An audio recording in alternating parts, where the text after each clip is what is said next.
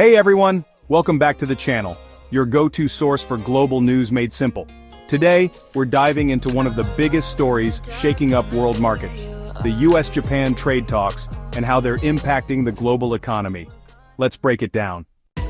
On April 17, 2025, a surprise twist hit the ongoing U.S. Japan trade negotiations. Just as talks were heating up, former President Donald Trump made an unexpected appearance, which, as you can imagine, sent a few shockwaves through the markets. Initially, markets reacted with caution. Investors weren't sure what Trump's involvement might mean. Would it derail talks or ramp up the pressure? But the tone quickly shifted. Trump reassured both sides by announcing that big progress was being made.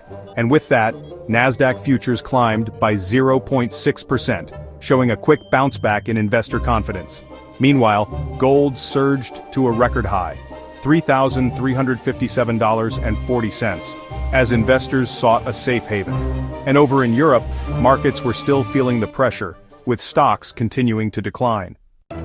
This isn't just about two countries. Japan is actually the first major economy to directly negotiate with the U.S. over new tariffs.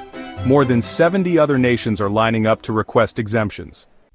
So this deal could set the tone for how the rest of the world handles America's tough new trade policies. Over in Europe, the fallout continues. The European Central Bank is expected to cut interest rates for the 7th time this year in a bid to stabilize a weakening economy, a direct ripple from these global trade tensions.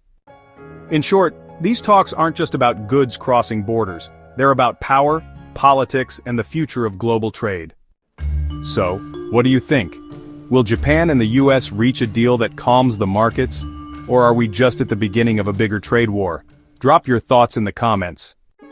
Don't forget to like, subscribe, and hit that bell so you never miss an update on global news that actually matters. Thanks for watching.